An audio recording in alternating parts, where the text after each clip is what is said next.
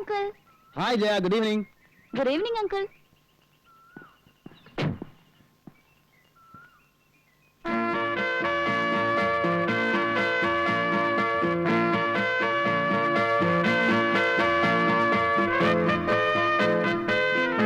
പെൺകുട്ടികളുടെ വളർച്ച ദിവസം തോറുവാണെന്ന് കേട്ടിട്ടുണ്ട്. പക്ഷെ നിന്റെ വളർച്ച നിമിഷം തോറുവാ. ഓരോ നിമിഷം കഴിയും തോറും നീ കൂടുതൽ സുന്ദരിയായിട്ട് വരിക. എന്താ ഇതിന്റെ ഒരു രഹസ്യം? ഈ അങ്കിൾ എപ്പോഴും എന്നെ കളിയാക്കും. അയ്യോ അല്ല, മേനകയെ കണ്ടപ്പോ വിശ്വാമിത്രന്റെ തപസ്സിളകി എന്ന് പറയുന്ന കഥ കള്ളക്കഥയൊന്നുമല്ല. അല്ലെങ്കിൽ വല്ല കല്ലോ മരമൊക്കെ ആയിരിക്കണം. ഞാനൊന്നും അങ്ങനെയല്ലല്ലോ, ചോരത്തിളപ്പുള്ള ഒരു യുവാവല്ലേ. മാത്രമല്ല അങ്കിൾ കാണാൻ നല്ല സുന്ദരനാണ്. ആണോ? ആ, ആര് കണ്ടാലും ഒന്ന് നോക്കിപ്പോ. ഈ സൗന്ദര്യത്തിലൊന്നും ഒരർത്ഥമില്ല കുട്ടി. ഒരു 10 വർഷം കഴിയുമ്പോ എനിക്ക് 40 വയസ്സാകും, നിനക്ക് 25 വയസ്സാകും. എന്ന് വെച്ചാൽ ജീവിതത്തിലെ സുവർണ കാലം നമ്മളെ വിട്ടു പോകുന്നു എന്നർത്ഥം. അത് വെറുതെ പാഴാക്കി കളയണോ? ഞാൻ പാഴാക്കില്ല. അപ്പൊ പിന്നെ എന്നെ ഒറ്റപ്പെടുത്താണോ? ഇല്ല, അങ്കിളിനും കൂട്ടാം. പോട്ടെ അങ്കിൾ. അങ്ങനെ അങ്ങ് പോയാലോ? ജയ ഇതുവരെ എന്റെ വീട്ടിൽ വന്നിട്ടില്ലോ. വന്നാ ഒരു കാപ്പിയെ കുടിച്ചിട്ട് പോവാം. ഇന്നില്ല, ഇനി ഒരിക്കൽ വരാം. മതി, ധൃതിയില്ല. ഞാൻ ജയക്കൊരു സമ്മാനം തരുന്നുണ്ട്. എന്താ? ഒരു പച്ച മരതക കല്ല് വെച്ച സ്വർണ്ണ നെക്ലസ്. അയ്യോ, വീട്ടിലറിഞ്ഞ എന്നെ കൊന്നു കുഴിച്ചു മൂടും. അതിന് വീട്ടിൽ അറിയണ്ടെന്നേ, അല്ലെങ്കിൽ റോൾഡ് ഗോൾഡ് ആന്ന് പറഞ്ഞാ മതി. എന്താ? ശരി. ഞാൻ പോട്ടെ അങ്കിൾ. ആ സാറേ, എടാ എന്താടാ, എന്ത് പറ്റി?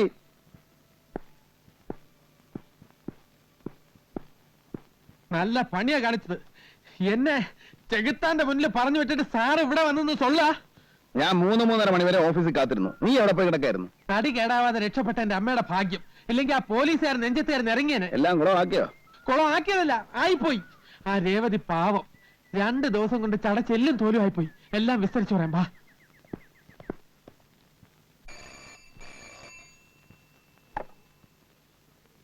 Yes, women's hostel. മേറ്റിനാണ് സംസാരിക്കുന്നത്. നിങ്ങൾ ആരാണ്? രേവതിയുടെ ഫാദറാണ് ഗംഗാധരൻ നായർ. കൊച്ചിയിൽ നിന്ന് STD ആണ്. രേവതിയെ വിളിക്കണോ? വേണമെന്നില്ല, ഇപ്പൊ സ്റ്റഡി ടൈം അല്ലേ, അവള് പഠിക്കട്ടെ. ഞാൻ അവളുടെ കാര്യങ്ങൾ അറിയാൻ വേണ്ടി വിളിച്ചതാണ്. അവളെ നാട്ടിൽ പഠിക്കുന്നുണ്ടോ?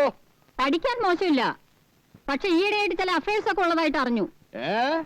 കുടുംബത്തിന് ചീത്തപ്പേരുണ്ടാക്കി വെച്ചോ? കൊല്ലും ഞാൻ അവളെ. ഞാൻ ഇപ്പൊ തന്നെ പുറപ്പെട്ടു വരണോ? വേണ്ട, ഞാൻ വളരെ സ്ട്രിക്റ്റ് ആയിട്ട് പറഞ്ഞിട്ടുണ്ട്. കുറെ കത്തുകൾ ഞാൻ പിടിച്ചു വെച്ചിട്ടുണ്ട്, അത് ഞാൻ നിങ്ങൾക്ക് അയച്ചു തരാം. വേണ്ട, എനിക്കൊന്നും കാണണ്ട. കണ്ടാൽ ആ ദേഷ്യത്തിന് ഞാൻ അവളെ 2 കഷണമാക്കും. അവളുടെ പഠിപ്പ് ഞാൻ അവസാനിപ്പിക്കും. അതൊക്കെ സിസ്റ്റർ തന്നെ എടുത്ത് നശിപ്പിച്ചേക്ക്. പിന്നെ വരുന്ന കത്തുകളൊക്കെ സെൻസർ ചെയ്തിട്ട് കൊടുത്താൽ മതി. ശരി. വിസിറ്റേഴ്സിന് ആരെയും അനുവദിക്കണ്ട. എന്തെങ്കിലും ആവശ്യം വന്നാൽ എന്റെ ഒരു കസിനുണ്ട്, അയാളെ അറിയിച്ചാൽ മതി. വിഷ്ണുനാരായണൻ എന്നാണ് പേര്. പ്ലാന്റർ ആണ്. ഓ, വിഷ്ണു താങ്കളുടെ കസിനാണോ?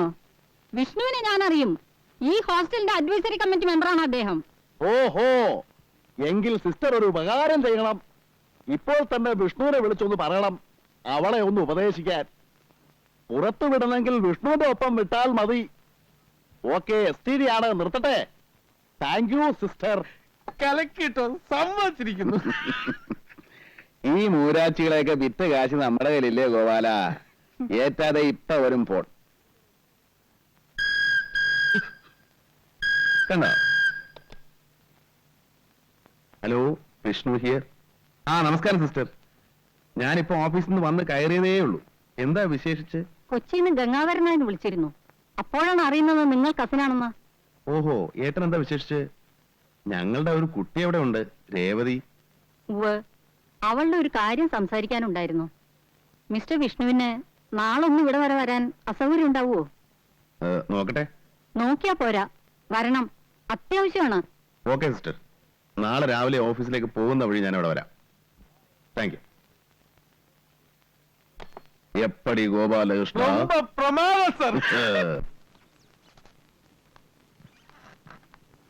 എത്രയാ മൊത്തം തന്നത്? 2000. ഇത് 1950 രൂപയുടെ receipt, balance.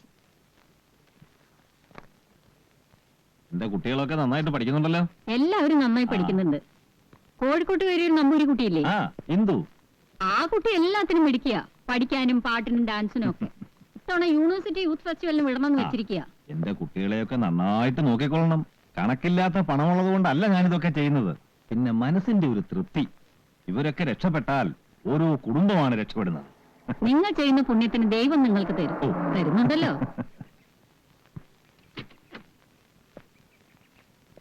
Good morning mister Vishnu. Good morning sister. ഇത് mister Vishnu. Hello. Hello. Mister നായരെ അറിയില്ലേ? അറിയാം, പാരഗൺ ഹോട്ടലിന്റെ പ്രൊപ്പറേറ്റർ അല്ലേ? ഓ, അങ്ങനൊന്നുമില്ല, ചെറിയൊരു തൊഴിൽ. മിസ്റ്റർ നായർ എല്ലാവർക്കും ഒരു മാതൃകയാണ്. 10-12 പാവപ്പെട്ട കുട്ടികളെ മിസ്റ്റർ നായർ എല്ലാ ചെലവും കൊടുത്ത് പഠിപ്പിക്കുന്നുണ്ട്. ഇതുകൂടാതെ തന്നെ ചാരിറ്റബിളായ പല സംഘടനയുടെയും പ്രധാനപ്പെട്ട ആളാണ് ഇദ്ദേഹം. ഉള്ളവൻ ഇല്ലാത്തവന് കൊടുക്കട്ടെ എന്ന് കർത്താവ് പറയുന്നത് അക്ഷരം പ്രതി അനുസരിക്കുന്ന ആൾ. ഓ, എന്തിനാ സിസ്റ്റർ ഇങ്ങനെ മോസ്തുതി പറയുന്നത്? നമ്മളാൽ കഴിയുന്നത് നമ്മൾ ചെയ്യുന്നു, അത്രേ ഉള്ളൂ. വിഷ്ണുവിനെ എനിക്ക് ശരിക്കറിയാം. എന്ന് വെച്ചാൽ A to Z. നമ്മുടെ ഹോസ്റ്റലിന്റെ അഡ്വൈസറി കമ്മിറ്റി മെമ്പറാണ്. Very good. മിസ്റ്റർ വിഷ്ണുവിന്റെ ഒരു ബന്ധു ഇവിടെ പഠിക്കുന്നുണ്ട്. മിസ് രേവതി. രേവതി ഗംഗാരനാഥനാണല്ലേ? അതെ. എനിക്കറിയാം, അദ്ദേഹം വന്നാ നമ്മുടെ ഹോട്ടലിലാണ് താമസിക്കാറ്. നിങ്ങൾ സംസാരിച്ചേ, ഞാൻ പിന്നെ വരാം.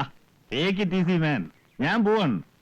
ചിറ്റപ്പം മോളെ കാണാൻ വന്നപ്പോ നമ്മൾ ഒഴിഞ്ഞു കൊടുക്കല്ലേ നല്ലത്, അല്ലേ സിസ്റ്റർ? ഞാൻ ഇറങ്ങട്ടെ.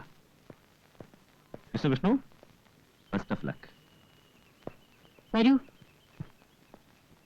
പിന്നെ ഞാൻ ഇന്നലെ ഗംഗാരൻ ചേട്ടനെ വിളിച്ച് സംസാരിച്ചു. മൂപ്പര് ആകെ ചുണ്ടി പിടിച്ചിരിക്കുക. ഇരിക്കൂ. ചെറിയ പെൺകുട്ടികളാവുമ്പോ ചില ഫ്രണ്ട്ഷിപ്പും കാര്യങ്ങളൊക്കെ ഉണ്ടാവും. നമ്മൾ അതൊന്നും അത്ര സീരിയസ് ആയിട്ട് എടുക്കേണ്ട കാര്യമില്ല. അതത്ര സില്ലിയല്ല മിസ്റ്റർ വിഷ്ണു. ആ കത്തുകളിൽ എന്തൊക്കെ വൃത്തിയിടകളാണെന്ന് എഴുതി വെച്ചിരിക്കുന്നത്. വായിച്ച നമ്മൾ വെച്ചിട്ട് പോകും. ആരാണ് ഈ വിദ്വാൻ? അവനെ കിട്ടിയ ചെവിക്കല്ല് നോക്കി ഒന്ന് കൊടുക്കാമായിരുന്നു. പേര് വെച്ചിട്ടില്ല, സ്വന്തം VN എന്നേ ഉള്ളൂ. VN. ചോദിച്ചിട്ട് ആ കുട്ടി ഒന്നും പറയുന്നുമില്ല. ആ കത്തുകൾ എന്നെ ഏൽപ്പിക്കുന്നതിൽ വിരോധമുണ്ടോ? ഏയ് ഇല്ല. ബന്ധുക്കൾ ആരുടെങ്കിലും കയ്യിൽ ഏൽപ്പിക്കണമെന്ന് കരുതിയാണ് പിടിച്ചു വെച്ചത്. ഇനിയിപ്പോ വിഷ്ണുവിനെ തന്നെ ഏൽപ്പിക്കാം.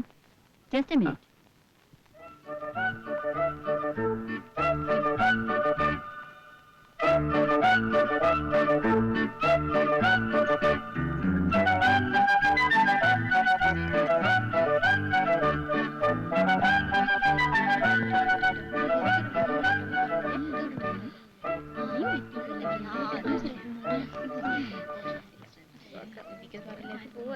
മിസ്റ്റർ വിഷ്ണു, ആ.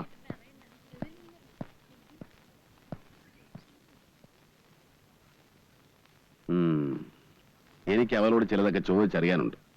ഇന്നും നാളെയും ക്ലാസ് ഇല്ലാത്ത സ്ഥിതിക്ക് ഞാൻ അവളെ വീട്ടിലേക്ക് കൊണ്ടുപോയിക്കോട്ടെ? മൺഡേ കൊണ്ടുവന്ന് വിടാം. പോയി